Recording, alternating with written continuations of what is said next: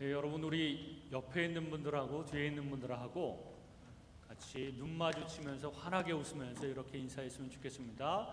흔들리지 맙시다. 이렇게 인사하면서 흔들리지 맙시다. 네, 흔들리지 맙시다.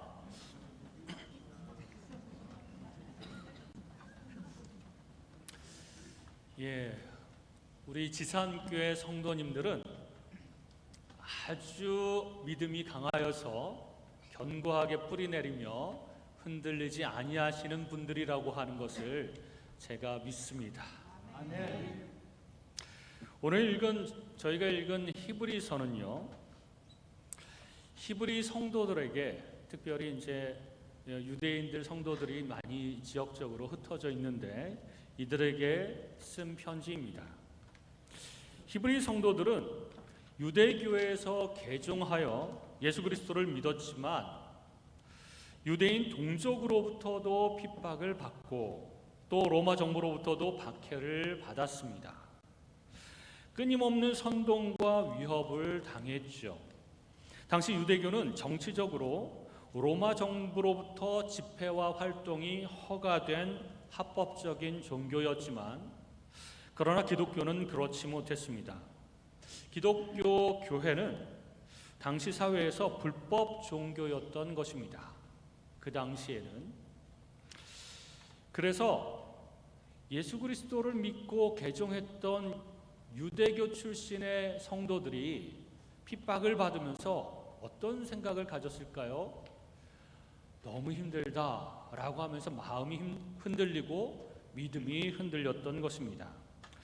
또 AD 64년에는 폭군 네로 황제가 로마의 대화재를 일으키고 그 책임을 그리스도인들에게 덮어씌워서 기독교 대박해를 감행하였습니다. 그 잔혹상에 대한 기억이 뇌리에 생생히 남아 있었습니다. 그래서 정말 수없이 많은 사람들이 죽고 다치고 도망가고 그랬죠. 그와 같은 박해가 또 언제 불어닥칠지 모른다는 불안함이 있었습니다. 황제들이 계속해서 잔인한 황제들, 핍박하는 황제들이었기 때문에 기독교인들은 늘 불안에 떨면서 살았던 것이죠. 불안한 상황입니다. 실제 일어난 일들입니다. 그래서 그리스도인들이 다시 유대교로 돌아갈까? 유대교도 여호와 하나님을 섬기는 건데 다시 돌아갈까? 합법적인 종교인데 핍박도 없고 안전하지 않을까? 이런 생각을 많이 하면서 지냈다고 합니다. 그래서 합법적인 유대교의 울타리 속에 안주하고 싶은 유혹이 있었습니다. 그럴 때마다 마음이 많이 흔들렸다는 것이죠. 지난주에 세상은 끊임없이 흔들린다고 말씀을 드렸습니다. 나라와 제도도 흔들리고 경제와 안전도 흔들리고 마음과 신념도 흔들립니다. 이것은 이상한 일이 아닙니다. 왜냐하면 세상 사람들이 세운 것들은 모래 위에 세운 것들이며 자신들의 힘과 지혜로 세운 것들이기 때문에 견고하지 않기 때문에 그렇습니다. 얼마든지 흔들릴 수 있는 것이죠. 그러나 하나님의 백성들이 흔들리는 것은 정상이 아닙니다. 하나님의 백성들인데 그 예수 그리스도의 반석 위에 세워진 그런 하나님의 나라요, 그런 백성들인데 흔들리는 것은 정상이 아니죠. 그리스도의 반석, 말씀의 반석 위에 그 신앙과 인생을 세운 자들이 흔들린다는 것은 이상한 일이죠. 믿음과 마음이 흔들리는 것은 하나님을 배반하는 것이고 거역하는 것이라고 하나님은 말씀하고 계십니다. 그래서 히브리서 내내 계속 그 얘기를 하십니다. 너희가 유대교로 돌아갈 것이냐, 마음이 흔들릴 것이냐, 흔들리면 안 된다, 이런 말씀을 하고 있는 것이죠. 우리를 흔드는 것은 두 가지 측면이 있습니다. 하나는 마귀가 우리를 흔드는 측면이 있고 또 다른 하나는 하나님이 흔드시는 측면이 있습니다. 그런데 그것이 마치 하나의 동전의 두 양면과 같은 것 같습니다. 그러나 마귀가 우리를 흔드는 목적과 하나님이 우리를 흔드는 목적은 완전히 다릅니다. 누가복음 22장 31절에 보면 예수님께서 이렇게 말씀하십니다. 시몬아 시몬아, 보라, 사탄이 너희를 밀가부르듯 하려고 요구하였으나 그러나 내가 너를 위하여 내 믿음이 떨어지지 않기를 기도하였노니 너는 돌이킨 후에 내 형제를 굳게 하라. 밀가부르듯이라는 말은 체질한다. 우리가 시골에서 키질을 하죠. 알곡과 쭉정이를 가르기 위해서 이렇게 흔들면서 바람에 쭉정이를 날려보내는 것입니다. 사탄이 베드로와 제자들을 그렇게 흔들고 넘어뜨리려고 한다는 것이죠. 사탄이 내적인 동요를 일으켜서 제자들의 믿음을 시험한다는 뜻입니다.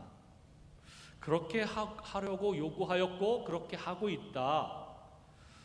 그러나 이때 예수님은 베드로와 제자들을 위해서 기도하시는데 그 흔들어대는 그 사탄의 공격을 없애주십시오라고 기도한 것이 아닙니다. 제자들이 이 시험을 그냥 피해가도록 해주십시오라고 기도한 것도 아닙니다. 그 흔들어대는 사탄의 시험에도 믿음이 떨어지지 않도록 흔들리지 않도록 해주십시오라고 기도하는 것이죠. 키즈를 하면 쭉정이는 바람에 날아가고 알곡은 남습니다. 그런데 사탄은 알곡까지도 흔들려고 공격하는 것이죠. 넘어지게 하고 바람에 날려가도록 그렇게 흔드는 것입니다. 그러나 하나님은 이 흔드는 과정 가운데서 알곡과 쭉정이를 구별하려고 그 시험을 허용하는 것입니다. 그리고 그 시험을 통과한 후에는 새로운 성품이 드러나며 더욱 견고하게 된다는 것을 예수님은 알고 계셨습니다. 그래서 주님은 사탄이 베드로를 흔들어 밀가부르듯 하는 것을 내버려 두시고 허용하시고 그래 한번 해봐라. 그렇지만 내가 그들을 위하여 기도할 것이다. 흔들리지 않게 견고해지도록 그렇게 기도할 것이다. 믿음이 떨어지지 않도록 내가 기도할 것이다. 이렇게 기도하신 것이죠. 우리도 오늘날 삶을 살아갈 때 흔드는 사탄이 있고 하나님은 또한 그것을 허용하시기도 하십니다. 그것을 통해서 이루실 일이 있기 때문에 그렇습니다. 마귀는 우리를 어떻게든지 믿음이 떨어지도록 흔드는 것이고 하나님은 우리를 좀 더 견고해지도록 그렇게 허용하시는 것이죠. 오늘 본문 히브리서 12장 26절에 보면 그때에는 그 소리가 땅을 진동하였거니와 이제는 약속하여 이르시되 내가 또 한 번 땅만 아니라 하늘도 진동하리라 하셨느니라. 하늘도 흔들겠다라는 것이죠. 그 구약시대에 이스라엘 백성이 출애굽한 다음에 광야 생활을 40년 동안 했습니다. 그런데 하나님께서 광야에서 출애굽한 이스라엘 백성의 범죄를 심판하시려고 땅을 진동하여 흔드셨습니다. 지진을 일으키셨죠. 그리고 범죄하고 원망한 사람들, 많은 사람들을 그 땅이 집어삼켰습니다. 이 지진은 자연적으로 발생한 것이 아니라 하나님의 음성이 땅을 진동시킨 결과였습니다. 앞으로 종말이 임할 때, 예수님이 재림하실 때에는 하나님께서는 땅뿐만 아니라 하늘까지도, 하늘에 있는 모든 별들과 태양과 달까지도 흔들 것이다 라고 이야기하십니다. 그런데 27절에 하나님이 흔드시는 이유가 나옵니다. 27절 보면 이 또 한 번이라 하심은 진동하지 아니하는 것을 영존하게 하기 위하여, 진동하지 아니하는 것, 흔들리지 않는 것을 영원히 존재하기 위하여 흔드신다. 그리고 진동할 것들은 곧 만드신 것들이 변동될 것을 나타내심이라. 이 변동될 것이라고 하는 것은 변화될 것이 아니라 제거할 것이라고 하는 원어의 의미가 있습니다. 이 말은 다시 말하면 흔들리지 않는 것들을 영원히 남아있게 하시려고, 그리고 흔들리는 것들을 흔들어서 제거하실 것이다 라는 것입니다. 하나님은 단순히 마귀처럼 흔들어서 무너뜨리기 위해서 흔드는 것이 아니라 흔들리는 것들은 제거하고 흔들리지 않는 것들을 영원히 남기기 위해서 하나님께서 흔드는 것을 허용하신다는 것입니다. 임시적인 것은 제거하실 것입니다. 그러나 영원한 것은 남기실 것입니다. 신앙이 흔들리고 마음이 흔들리고 이랬다가 저랬다가 하는 사람들은 흔들리고 하다가 사라질 것입니다. 그러나 그리고 주님을 믿었다가 어려움이 닥치자, 핍박이 오자 흔들려서 다시 옛날 방식의 삶으로 되돌아가고 또 유대교로 돌아가는 사람들은 사라질 것이다. 결국 하나님의 심판을 받아서 사라질 것이다. 이렇게 말씀하고 있는 것입니다. 사탄이 흔든다고 흔들리는 사람들은 사라질 것이지만 사탄이 흔들어도 믿음이 떨어지지 않는 사람들은 사탄의 시험이 지나가면 더욱 견고하게 세워질 것입니다. 시몬 베드로도 사탄이 흔들었습니다. 그래서 예수님을 3번이나 부인했습니다. 그러나 그는 다시 회개하고 주님의 관계를 회복했습니다. 그리고 그 후에 그는 견고한 지도자가 되어서 강력하게 복음을 전하면서 평생을 바쳤고 또 주님의 양들을 잘 돌보았습니다. 우리도 사탄이 여러 모양으로 흔들지만 그래서 잠깐 흔들리기도 하지만 믿음이 떨어지지 아니하면 그 후에 더욱 견고한 신앙을 갖게 되고 이제는 웬만한 공격에는 흔들림 없이 자기 자리를 지키며 더욱 주님께 충성하는 일꾼이 될 것입니다. 그러므로 우리 주변에 사탄이 흔들고 세상이 흔들고 여러 가지 시험이 오거든 쉽게 나가떨어지지 않고 쉽게 흔들리지 않고 하나님 제 믿음을 붙잡아 주옵소서, 제 마음을 붙잡아 주옵소서. 이런 불안한 상황 가운데서도 견고하게 뿌리를 내리고 하나님만 붙잡고 또 말씀만 붙잡고 하나님만 의지하고 그렇게 굳게 설 수 있도록 해주시고 흔들리지 않는 마음으로 주님께 더욱 충성하는 일꾼이 되게 하여 주옵소서. 끊임없이 기도해야 됩니다. 그렇지 않으면 더 많이 흔들립니다. 그렇지 않으면 믿음이 떨어지고 그렇지 않으면 하나님을 의지하는 마음, 신뢰하는 마음 떨어지고 그렇지 않으면 원망과 불평이 끊임없이 일어날 것입니다. 예수님이 재림하셔서 하나님이 심판하시는 날에 흔들리는 세상 나라는 사라질 것이지만 흔들리지 않는 하나님의 나라는 영원히 존재하게 될 것입니다. 구약 성경에는 이와 비슷한 말씀들이 너무너무 많이 나오는데요. 예를 들어서 다니엘서 7장 18절에 보면 지극히 높으신 이의 성도들이 나라를 얻으리니 그 누림이 영원하고 영원하리라. 이런 말씀이 있습니다. 지극히 높으신 이의 성도들이 나라를 얻을 것이다. 하나님의 나라를 받을 것이다. 그 하나님의 나라는 흔들리지 않고 영원토록 지속된다 라고 하는 말씀이시죠. 이런 말씀이 성경에 너무나도 자주 나옵니다. 그런데 오늘 본문 28절에 보면 중요한 표현이 있습니다. 우리가 흔들리지 않는 나라를 받았은즉, 이 받았은즉이라고 하는 말은 이미 받았다라는 뜻입니다. 미래에 받을 것이다가 아니라 이미 너희들이 받았다라고 말씀하는 것이죠. 우리는 흔들리는 불안한 나라의 시민이 아니라 흔들리지 않는 하나님의 나라의 시민입니다. 현재 어려운 상황에 흔들리는 사람이 아니라 견고한 하나님 나라의 시민이 우리의 정체성입니다. 우리는 이미 하나님 나라의 시민이며 그 나라를 이미 받았고 그 나라에 이미 들어가기로 약속을 받았습니다. 그 나라에 속하고 있습니다. 그러므로 그 나라도 흔들리지 아니할 뿐만 아니라 그 나라에 속한 우리 모두가 흔들리지 않을 것입니다. 사탄이 흔들고 있는 중에도 우리가 평안을 누릴 수 있는 이유가 바로 우리가 흔들리지 않는 나라에 속해 있기 때문에 그렇습니다. 히브리서 12장 28절은 흔들리지 않는 나라를 받은 자가 어떻게 살아야 하는지, 어떤 태도를 가져야 가는지 두 가지로 설명하고 있습니다. 첫 번째로 28절, 그러므로 우리가 흔들리지 않는 나라를 받았은즉 은혜를 받자.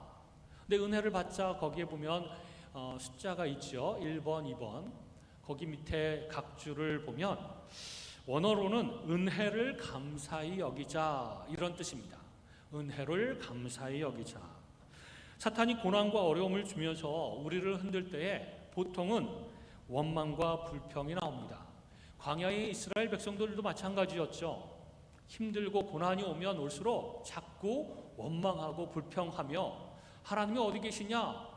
불신앙을 나타내곤 했습니다. 그때마다 우리는 원망과 불평이 이렇게 막 올라오려고 할 때마다 우리는 다시 한번 하나님의 은혜를 떠올려야 됩니다. 내가 하나님의 은혜로 하나님의 자녀가 되었지. 하나님의 은혜로 내가 하나님 나라에 들어가게 되었지. 구원받았지. 하나님의 은혜로 지금까지 살아왔지. 라고 은혜를 떠올리며 감사로, 원망을 감사로, 불평을 감사로 바꾸어야 합니다. 우리가 자격이 있어서가 아니라 하나님의 은혜로 이 나라를 받았기 때문에 그렇습니다. 감사는 흔들리지 않는 나라의 언어입니다. 그러므로 우리가 흔들리지 않는 나라를 받았은즉 은혜를 감사히 여기자. 이것이 흔들리지 않는 나라를 받은 자가 살아야 될 태도입니다. 늘 감사하십시오. 어떤 상황에서도 감사하십시오. 감사하고 찬양할 때에 우리의 마음이 바뀝니다. 원망과 불평의 마음이 아니라 하나님의 은혜로구나 라는 생각으로 바뀐다는 것이죠. 두 번째는 28절 하반절에 이렇게 되어 있습니다. 이로 말미암아 경건함과 두려움으로 하나님을 기쁘시게 섬길지니. 여기서 경건함과 두려움이 있는데 이 두려움은 공포가 아니라 거룩한 경외심입니다. 하나님을 경외하는 마음, 하나님을 가볍게 여기지 않는 태도, 은혜를 당연하게 여기지 않는 마음이 바로 이 두려움입니다. 경외심입니다. 그리고 하나님이 기뻐하시도록, 하나님이 기뻐하실 만한 예배, 기뻐하실 만한 삶을 통해서 하나님을 섬겨야 된다는 것이죠. 왜냐하면 29절 앞에 왜냐하면이 있습니다. 원어에 보면 왜냐하면 우리 하나님은 소멸하는 불이심이라. 이 말은 어떻게 보면 굉장히 무서운 말씀이십니다. 그러나 우리에게는 다행히 무섭지 않은 말씀이시죠. 하나님을 두려움과 경건함으로 섬기지 않는 자들, 감사하지 않는 자들, 마음이 왔다 갔다 하는 사람들은 하나님의 불에 소멸될 것입니다. 하나님이 그렇게 소멸해버리시는 것이죠. 그러므로 우리는 두려움과 경건함으로 어떻게 하면 하나님을 기쁘시게 할까? 어떻게 하면 내가 하나님이 기뻐하시는 생각을 하고 기뻐하시는 말을 하고 어떻게 하면 하나님이 기뻐하시는 행동을 하면서 내 삶을 하나님 앞에 드릴까라고 두려움과 경건함으로 살아가고 하나님을 늘 기쁘시게 하는 자들은 하나님께서 받으신다는 것입니다. 더 견고하게 만드실 것입니다. 캐나다 로키산에 아주 높은 그런 산에 무릎 꿇은 나무들이 있습니다. 오랜 세월 폭풍우를 견뎌내며 자라온 나무들이죠. 이 나무는 근데 보기가 좀 모양새가 그렇게 썩 예쁘지는 않습니다. 마치 무릎 꿇은 것처럼 낮은 자세로 서 있는 것이죠. 이 나무가 볼품없어 보이지만 사실은 명품 바이올린을 만드는 재료가 된다고 합니다. 심하게 흔드는 바람을 이겨낸 나무로 만든 바이올린의 소리가 워낙 아름다워서 이 나무로 만든 바이올린이 비싼 가격에 팔린다고 하는 것이죠. 이처럼 세상과 사탄이 흔들어도, 어려운 상황이 우리를 흔들어도 우리는 이미 결코 흔들리지 않는 나라에 속해 있고, 또 시련을 견뎌낸 성도들은 명품으로 인정받을 것입니다. 명품, 하나님의 걸작품으로 인정받게 될 것입니다. 그리고 하나님 나라의 새로운 역사를 만들어내는 도구로 사용하실 것입니다. 지산교회의 새로운 역사를 누가 쓸 것인가? 앞으로 하나님께서 어떠한 사람들을 지산교회 부흥의 역할로 사용하실 것인가? 바로 이런 사람들입니다. 흔들리지 않고 믿음으로 뿌리를 굳게 내리며 어려운 가운데서도 하나님 앞에 감사하며 찬양하고 경건함과 두려움으로 어떻게 하면 하나님을 기쁘시게 할까라고 생각하면서 생각과 말과 행동을 하나님 앞에 드리는 사람들, 이런 사람들을 하나님께서 사용하셔서 그 기도를 사용하시고 그 헌신과 봉사를 사용하셔서 하나님의 교회를 부흥시키게 하시고 또 하나님의 뜻을 이루어가는 놀라운 도구로 사용하실 것이라는 것입니다. 우리 명품 성도들이 되었으면 좋겠습니다. 그리고 하나님의 걸작품이 되었으면 좋겠습니다. 히브리서 기자는 우리에게 선포합니다. 너는 이미 흔들리지 않는 나라를 받았다. 그러므로 세상이 흔들려도 낙심하지 말아라. 상황이 흔들려도 믿음을 놓지 말아라. 사탄이 우리를 믿음과 충성을 무너뜨리기 위해서 공격하며 흔들어도 후퇴하거나 도망가거나 숨지 말아라.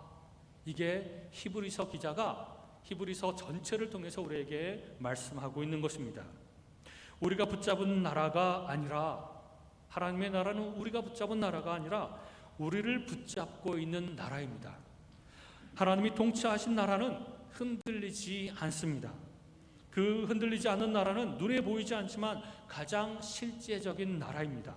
지금도 하나님 나라에 속한 모든 하나님의 백성들이 흔들리지 않도록, 믿음이 떨어지지 않도록 주님께서 붙들고 계시고 기도하고 계십니다. 그 나라의 백성답게 감사함으로 또 섬김으로 또 두려움과 경외함으로 살아가는 우리 모두가 되시기를 주님의 이름으로 축원합니다.